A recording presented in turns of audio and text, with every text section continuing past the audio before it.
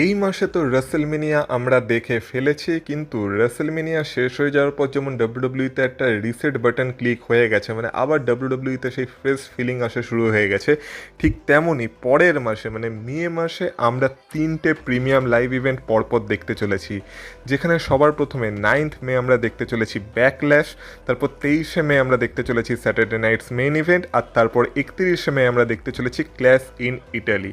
এবার আমাদের ভারতীয় সময় অনুযায়ী দেখতে গেলে একদিন করে পিছিয়ে যাবে, মানে মে মাসের 10 তারিখে আমরা দেখতে পাবো ব্যাকল্যাশ, তারপর মে মাসের 24 তারিখে হতে চলেছে স্যাটারডে নাইটস মেইন ইভেন্ট, আর তারপর 1 জুন হতে চলেছে ক্ল্যাশ ইন ইটালি।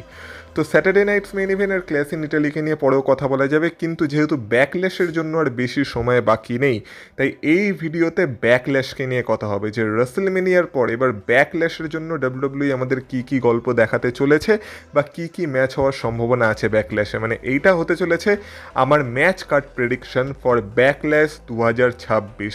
তো আর বেশি দেরি না করে ভিডিওটা শুরু করা যাক, কারণ তোমরা দেখছো Rachel entertainer, so let's start the entertainment.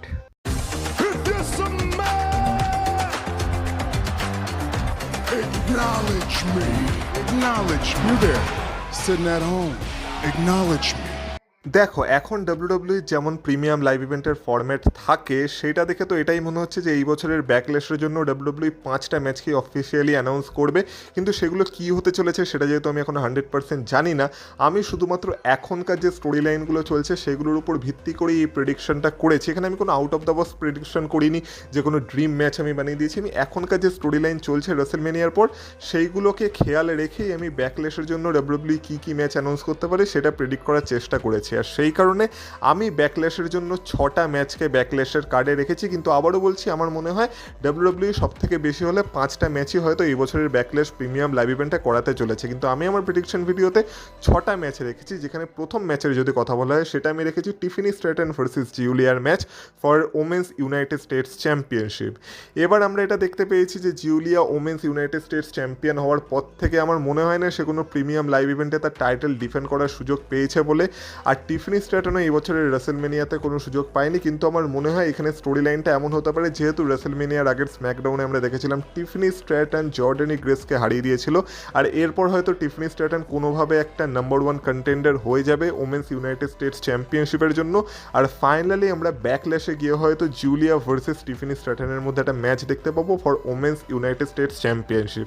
আর আমার মনে হয় এরা দুজনই যেহেতু এই বছরের রেসেলমেনিয়াতে সুযোগ পায়নি বা রেসেলমেনিয়াতে কোনো ম্যাচে পার্টিসিপেট করার সুযোগ পায়নি, সেই কারণে ব্যাকল্যাশে তারা একটা স্পট ডিজার্ভ করে। আর আমার মনে হয় অন্তত টিফিনি স্ট্র্যাটন ভার্সেস জিউলিয়ার ম্যাচ যদি ব্যাকল্যাশে হয় সেক্ষেত্রে জিউলিয়া একটা সুযোগ পেয়ে যাবে একটা প্রিমিয়াম লাইভ ইভেন্টে তার টাইটেল ডিফেন্ড করার। কারণ কে বলতে পারে, হয়তো যদি এই ম্যাচটা ব্যাকল্যাশে হয় তাহলে হয়তো Tiffany Stratton brand new women's United States champion হয়ে গেল, সেক্ষেত্রে জিউলিয়া তো তাহলে কোনো প্রিমিয়াম লাইভ ইভেন্টে টাইটেল ডিফেন্ড করার সুযোগই পাবে না। কিন্তু ব্যাকল্যাশে যদি সেটা হয় আমার মনে হয় সেটা জিউলিয়ার জন্য একটা ভালো মোমেন্ট হতে পারে। সেই কারণে এই ম্যাচটাকে আমি আমার ব্যাকল্যাশের ম্যাচ কার্ডে একটা ম্যাচ হিসেবে রেখেছি। সেকেন্ড ম্যাচ যেটাকে আমি রেখেছি সেটা হলো ট্রিক উইলিয়ামস ভার্সেস কারমেলো হেইজের মধ্যে men's United States championship match. এবার আমরা দেখতে পেয়েছি ট্রিক উইলিয়ামস স্যামিজেনকে রেসেলমেনিয়ায় হারিয়ে দিয়ে হয়ে গেছে brand new United States champion. আর আমার মনে হয় যে কারমেলো হেইজ যেহেতু রেসেলমেনিয়ার আগে এতগুলো ওপেন চ্যালেঞ্জ করেছিল, আর ঠিক রেসেলমেনিয়ার আগেই কারমেলো হেইজকে হারিয়ে ট্রিক উইলিয়ামস চ্যাম্পিয়ন মানে স্যামিজেন চ্যাম্পিয়ন হয়ে গেছিলো অ্যাকচুয়ালি। আর তারপর থেকে কারমেলো হেইজ আর কোনো সুযোগ পায়নি বা কোনো রিম্যাচ পায়নি সেই ইউনাইটেড স্টেটস চ্যাম্পিয়নশিপের জন্য।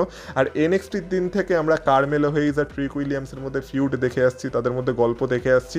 তো এই গল্পটাকে হয়তো রেসেলমেনিয়ার পর এবার ব্যাকল্যাশের জন্য কন্টিনিউ করা হতে পারে, যেখানে আমরা হয়তো দেখতে পেতে পারি যে এবার যেহেতু এনএক্সটি থেকে তারা একে অপরকে চেনে, তাই ট্রিক উইলিয়ামস কারমেলো হেইজকে একটা অপরচুনিটি দেবে যাতে সে তাকে ব্যাকল্যাশে ফেস করে ফর ইউনাইটেড স্টেটস চ্যাম্পিয়নশিপ। এক্ষেত্রে কারমেলো হেইজ একটা রিম্যাচও পেয়ে যাবে আর ট্রিক উইলিয়ামস তার প্রথম অপোনেন্টও পেয়ে যাবে। আর এখন যেহেতু আমরা দেখতে পাচ্ছি যে ট্রিক উইলিয়ামসকে সম্ভবত ডাব্লিউডাব্লিউ একজন ফেস সুপারস্টার বানানোর চেষ্টা করছে, তো সেক্ষেত্রে কারমেলো হেইজ ভার্সেস ট্রিক উইলিয়ামস ব্যাকল্যাশের জন্য একটা ভালো ম্যাচ হতে পারে। এর এখানে যদি স্যামিজেনের কোনো অ্যাঙ্গেল ডাব্লিউডাব্লিউ দেখায় যেখানে কিনা স্যামিজেনের হিল টার্ন প্রপারলি ডাব্লিউডাব্লিউ করাতে পারে, তো সেই ক্ষেত্রেও একটা ভালো জিনিস হবে। আর সেই কারণে ট্রিক উইলিয়ামস ভার্সেস কারমেলো হেইজের ইউনাইটেড স্টেটস চ্যাম্পিয়নশিপের ম্যাচকে আমি এই বছরের ব্যাকল্যাশে হতে দেখতে চাই।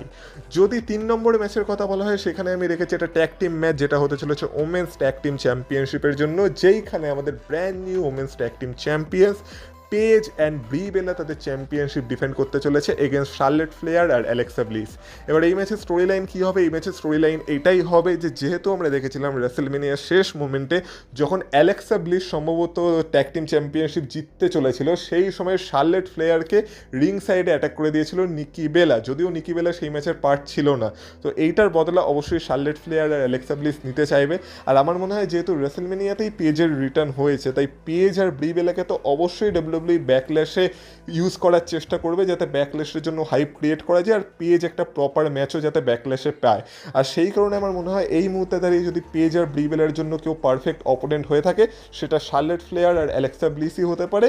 আর এই ম্যাচ থেকে সম্ভবত আমরা শার্লেট আর অ্যালেক্সার মধ্যে একটা ব্রেকআপ অ্যাঙ্গেল দেখতে পেতে পারি, কিন্তু সেটা পরের কথা। আপাতত আমার মনে হয় এই ম্যাচটা যদি ব্যাকল্যাশে হয় তাহলে পেজের একটা ফার্স্ট ম্যাচ যেটা অ্যানাউন্স ম্যাচ হবে ডাব্লিউডাব্লিউইতে সেটাও হয়ে যাবে, আর পেজের রিটার্নটাকে ডাব্লিউডাব্লিউ ক্যাপিটালাইজও করতে পারবে। আর তার সাথে সাথে ব্যাকল্যাশের জন্য আমরা একটা ইন্টারেস্টিং ম্যাচও পেয়ে যাবো for women's tag team championship. 4 number match আমি যেটা রেখেছি সেটা হলো একটা 6 ম্যান ট্যাগ ম্যাচ। এবার এটা হয়তো কোনো স্ট্রিট ফাইটও হতে পারে বা নো ডিসকোয়ালিফিকেশন ম্যাচও হতে পারে বা প্রপার একটা 6 ম্যান ট্যাগ টিম ম্যাচও হতে পারে, যেখানে একটা টিমে থাকতে চলেছে দ্য ভিশন মানে ব্রন ব্রেকার, অস্টিন থিওরি আর লোগান পল, আর তারই সাথে আরেকটা টিমে থাকতে চলেছে Street Profits and Seth freakin Rollins. এই ম্যাচের স্টোরি লাইনও এই সপ্তাহে র থেকে শুরু হয়ে গেছে, যেখানে আমরা ব্রন ব্রেকারের রিটার্ন রেসেলমেনিয়াতে দেখতে পেয়েছিলাম, যেখানে এসে সে সেথ রলিন্সকে কস্ট করে দিয়েছিল গন্থরের এগেনস্টে ম্যাচে।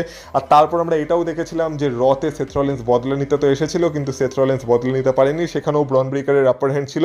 কিন্তু ওই দিক থেকে লোগান পল আর অস্টিন থিওরিকে নিউট্রালাইজ করার জন্য স্ট্রিট প্রফিটসদেরও রিটার্ন হয়ে গেছে। তার মানে আমরা বলতে পারি আপাতত স্ট্রিট প্রফিটস সেথ রলিন্সের সাথেই কাজ করছে। তো ব্যাকল্যাশের জন্য যদি WW Seth Rollins versus Bron ব্রেকারের ম্যাচ না করাতে চায়, কারণ আমার মনে হয় এই ম্যাচটাকে ডাব্লিউডাব্লিউ আর একটু হোল্ড করবে, কারণ রেসেলমেনিয়ার আগেও ডাব্লিউডাব্লিউর পয়েন্ট এটাই ছিল যে এই কয়েকদিনের মধ্যে ডাব্লিউডাব্লিউ সেথ রলিন্স আর ব্রন ব্রেকারের স্টোরিটাকে কুক করতে পারবে না বা ভালো মতো স্টোরিটাকে দেখাতে পারবে না। তো ব্যাকল্যাশের জন্য আর বেশি সময় বাকি নেই, আর মাত্র 2 সপ্তাহ বাকি আছে। তো এই 2 সপ্তাহের মধ্যে কি এমন স্টোরি ডাব্লিউডাব্লিউ দেখিয়ে দেবে? তো আমার মনে হয় এই স্টোরিটাকে ভালোভাবে বিল্ড আপ করার জন্য ডাব্লিউডাব্লিউ আর একটু সময় নেবে, আর সেই কারণে ব্যাকল্যাশে আমরা সেথ রলিন্স ভার্সেস ব্রন ব্রেকারের ম্যাচ দেখতে পাবো বলে মনে হয় না। কিন্তু সেথ রলিন্স আর ব্রন ব্রেকার দুজনকেই ডাব্লিউডাব্লিউ ব্যবহার করতে পারে যদি এই 6 ম্যান ট্যাগ ম্যাচটা ডাব্লিউডাব্লিউ বুক করে। এতে স্ট্রিট প্রফিটসদেরও ব্যবহার করা হয়ে যাবে রিটার্নের পর, এমনকি স্ট্রিট প্রফিট সেথ রলিন্সের কর্নারেও থাকবে, আর ওই দিক থেকে আমরা পুরো ভিশনকে দেখতে পাবো যে তারা একটা প্রপার টিম ম্যাচে আর কি পার্টিসিপেট করতে পারবে। তো সেই কারণে আমার মনে হয় ব্যাকল্যাশের জন্য এটাই একটা পারফেক্ট ম্যাচ হতে চলেছে, আর এই ম্যাচটা থ্রুতেই হয়তো ভবিষ্যতে street profits world tag team চ্যাম্পিয়নশিপের জন্য একটা অপরচুনিটিও পেতে পারে। কিন্তু সেটা পরের কথা, আপাতত আমি ব্যাকল্যাশের জন্য এই ম্যাচটাকেই দেখতে পাচ্ছি, তাই এই ম্যাচটাকে আমি আমার ব্যাকল্যাশের প্রেডিকশনে রেখেছি। নেক্সট কথা বলা যাক ওমেন্স চ্যাম্পিয়নশিপ ম্যাচের, মানে ওমেন্স ওয়ার্ল্ড চ্যাম্পিয়নশিপ ম্যাচের, যেখানে আমাদের brand new women's world champion leave Morgan তার টাইটেল ডিফেন্ড করতে চলেছে এগেন্স্ট স্টেফেনি ভ্যাকার। এবার জানি এটা একটা রেসেলমেনিয়ার রিম্যাচ হতে চলেছে, কিন্তু এই সপ্তাহে র দেখে তো সেটাই মনে হচ্ছে যে স্টেফেনি ভ্যাকার আর লিভ মর্গানের গল্প এখনও শেষ হয়নি। তো এই ম্যাচটাকে ডাব্লিউডাব্লিউ আবার মানে বুক করতে পারে ব্যাকল্যাশের জন্য, যেখানে আর কি এদের মধ্যে একটা প্রপার এন্ডিং হবে, আর এটাই তাদের মধ্যে একটা লাস্ট ম্যাচ হতে পারে। এবার এই ম্যাচে ডাব্লিউডাব্লিউ কী করবে? এই ম্যাচে যদি কেউ লিভ মর্গানের উপর টার্ন করে সেটা হয়তো আমরা দেখতে পেতে পারি, কারণ আমার সত্যি বলতে আর স্টেফেনি ভ্যাকার ভার্সেস লিভ মর্গানের ম্যাচ দেখতে ভালো তো লাগছে না। আমার মনে হয় না যে স্টেফেনি ভ্যাকারকে রিম্যাচ দেওয়ার কোনো মানে ছিল বলে, কিন্তু এইখান থেকে যদি দুটো সুপারস্টারেরই গল্প অন্যদিকে নিয়ে যাওয়া যেতে পারে, হয়তো এই ম্যাচে আমরা দেখলাম যে স্টেফেনি ভ্যাকারকে কেউ এসে অ্যাটাক করে দিল যার সাথে স্টেফেনি ভ্যাকারের ফিউচারে ফিউড চলতে পারে, আর ওই দিক থেকে যদি লিভ মর্গানকে জাজমেন্টের কেউ এসে মানে লিভ মর্গানের এগেনস্টে টার্ন করে যায়, সেটা রক্সেন পেরেজ হোক বা রাকেল রড্রিগেজ হোক, তাহলে তার সাথে আমরা ফিউচারে লিভ মর্গানের ফিউড দেখতে পেতে পারি ওমেন্স ওয়ার্ল্ড চ্যাম্পিয়নশিপের জন্য। তো এইভাবে যদি তাদের ফিউচার ডিরেকশনকে আর কি বুক করার জন্য বা তার ফিউচার ডিরেকশনকে ঠিক করার জন্য এই ম্যাচটা হয়ে থাকে তাহলে সেটা ঠিক আছে, না হলে তো এই ম্যাচটার কোনো পয়েন্ট আছে বলে আমার মনে হয় না। কিন্তু তবু যেহেতু ডাব্লিউডাব্লিউ এখনও লিভ মর্গান আর স্টেফেনি ভ্যাকারের ফিউডকেই কন্টিনিউ করছে, তাই আমার মনে হয় যে ব্যাকল্যাশ এই ফিউডটাকে শেষ করার জন্য একটা পারফেক্ট প্লেস হতে চলেছে। আর ফাইনালি কথা বলা যাক ব্যাকল্যাশের মেন ইভেন্টের, যেইখানে আমি রেখেছি রোমান রেইন্স ভার্সেস জেকব ফাটুর ম্যাচ। এবার এই ম্যাচের স্টোরি লাইন আমাকে আর আলাদা করে বলে দিতে হবে না, আমরা দেখতে পেয়েছিলাম যে রতে এসে জেকব ফাটু রোমান রেইন্সকে কনফ্রন্ট করেছিল। জেকব ফাটু এটা বলেছিল যে সে ট্রাইবাল চিফ হতে চায় না, কিন্তু ট্রাইবাল চিফের কাছে যা যা আছে সে সব কিছু জেকব ফাটুর লাগবে, আর সেটার জন্য সে রোমান রেইন্সের এগেনস্টে যেতেও রাজি আছে। এবার রোমান রেইন্স এখনও তাকে হ্যাঁ বা না তো বলেনি, তাকে 1 সপ্তাহের সময় দিয়েছে। নেক্সট উইকে রোমান রেইন্স তার চ্যালেঞ্জকে অ্যাকসেপ্ট করবে কি করবে না, বা অ্যাকচুয়ালি জেকব ফাটু রোমান রেইন্সকে চ্যালেঞ্জ করতে চায় কি চায় না, সেটা জেকব ফাটুকে উত্তর দিতে হবে। এবার এটা তো হবে হবে না যে জেকব ফাটু নেক্সট উইকে এসে বলবে যে না না আমি ভেবে দেখেছি আর আমি রোমান রিংসকে চ্যালেঞ্জ করবো না। আমরা জানি জেকব ফাটু রোমান রিংসকে চ্যালেঞ্জ করবে আর রোমান রিংস এই চ্যালেঞ্জটা অ্যাকসেপ্টও করবে। হয়তো দেখা গেল নেক্সট উইকে জেকব ফাটু রোমান রিংসের উপর হাতও তুলে দিল, মানে রোমান রিংসকে অ্যাটাক করে দিল। তো রোমান রিংসের এই ফ্যামিলি ড্রামা আবার শুরু হয়ে গেছে, যেখানে সবার প্রথমে তার এগেনস্টে স্টেপ আপ করেছে জেকব ফাটু। এবার দেখার বিষয় এটাই হবে যে জেকব ফাটু অ্যাকচুয়ালি ব্যাকল্যাশে রোমান রিংসকে হারিয়ে ব্র্যান্ড নিউ চ্যাম্পিয়ন হতে পারে কিনা, নাকি রোমান রিংসের কাছে হেরে জেকব ফাটু রোমান রিংসকে অ্যাকনলেজ করতে বাধ্য হয়। তো সেই পুরনো গল্প আমরা আবার রিভিজিট করব যে কিভাবে রোমান রিংস জেকব ফাটুকে বাধ্য করবে তাকে অ্যাকনলেজ করাতে। আর এইখান থেকে এই গল্পের নতুন কোনো মোড়ও হয়তো শুরু হতে পারে। তো সেই কারণে এই ম্যাচটাই এই বছরের ব্যাকল্যাশকে মেইন ইভেন্ট করতে চলেছে বলে আমার মনে হচ্ছে, কারণ এর থেকে বড় ম্যাচ আর ব্যাকল্যাশের জন্য কিছু হতে পারে না। আর রোমান রিংস ব্যাকল্যাশে কম্পিট করছে, এটাই তো বিশাল বড় ব্যাপার। কারণ ইদানিং এই কয়েক বছরের রোমান রিংসের যে শিডিউল ছিল সেটা দেখে মনে তো হচ্ছিল না যে রোমান রিংস ব্যাকল্যাশে উপস্থিত থাকবে, কিন্তু যেহেতু রোমান রিংস বলেছে এখন Summer Slam of the Roman রিংসকে আমরা ফুল টাইম দেখতে চলেছি, তাই ব্যাকল্যাশও আমরা রোমান রিংসকে দেখতে পাচ্ছি। আর এই কারণেই ব্যাকল্যাশের হাইপ আগের থেকে অনেকটা বেড়ে গেছে, এটাই হলো রোমান রিংসের পাওয়ার। আর ঠিক সেই কারণেই ব্যাকল্যাশের মেইন ইভেন্টের জন্য আমি রোমান রিংস ভার্সেস জেকব ফাটুর ম্যাচকে দেখতে পাচ্ছি ফর ওয়ার্ল্ড হেভিওয়েট চ্যাম্পিয়নশিপ। তো এই ছিল ব্যাকল্যাশের জন্য আমার প্রেডিক্ট করা 6টা ম্যাচ, যেই 6টা ম্যাচ আমার মনে হচ্ছে যে এই বছরের ব্যাকল্যাশে হওয়া সম্ভব বা এই ডিরেকশনেই ডাব্লিউডাব্লিউ যেতে পারে। এবার আমি 100% ঠিকও হতে পারি, আবার আমি 100% ভুলও হতে পারি। এর মধ্যে হয়তো কিছু ম্যাচ ব্যাকল্যাশে আমরা দেখতে পেলাম না, সেটারও সম্ভাবনা আছে। তাই আমি বলছি না যে আমি যেই কটা ম্যাচ বললাম সেই কটা ম্যাচই ব্যাকল্যাশে হবে, এটাই তোমরা ধরে বসে থাকো। এটা আমার ধারণা, আমার এখনকার স্টোরি লাইন দেখে এই ম্যাচগুলোই মনে হচ্ছে যে ব্যাকল্যাশে হতে পারে বা ব্যাকল্যাশে হলে তার সেন্স বানাবে। কিন্তু তোমাদের যদি অন্য কোনো ম্যাচ মাথায় থেকে থাকে তাহলে সেটা অবশ্যই তোমরা কমেন্ট বক্সে কমেন্ট করে আমাকে জানিও। মানে তোমরা ব্যাকল্যাশের জন্য কি কি ম্যাচ দেখতে পাচ্ছ এই মুহূর্তে সেটা আমাকে কমেন্ট বক্সে কমেন্ট করে অবশ্যই জানিও। আর আমার সাথে একমত হলে সেটাও কমেন্ট বক্সে কমেন্ট করে বলো। আর তার সাথে সাথে ভিডিওটা যদি তোমাদের ভালো লেগে থাকে ভিডিওটাতে একটা অবশ্যই লাইক করে দিয়েছো। আর এই চ্যানেলে নতুন হয়ে থাকলে চ্যানেলটাকে প্লিজ সাবস্ক্রাইব করে দিও, ভিডিওটাকে হাইপ করো, তোমার বন্ধুদের সাথে শেয়ার করো। আর তার সাথে সাথে তোমরা যদি আমাকে ইনস্টাগ্রাম আর ফেসবুকে ফলো করতে চাও তারও লিঙ্ক পেয়ে যাবে তোমরা এই ভিডিওর ডেসক্রিপশন বক্সে। তো সেখান থেকে গিয়ে আমাকে অবশ্যই তোমরা ফলো করে এসো, কারণ সেখানেও আমরা কিছু অ্যাক্টিভিটি করেই থাকি। তাহলে তোমাদের সাথে কথা হবে আবার পরের ভিডিওতে, ততক্ষণ তোমরা ভালো থেকো, টাটা।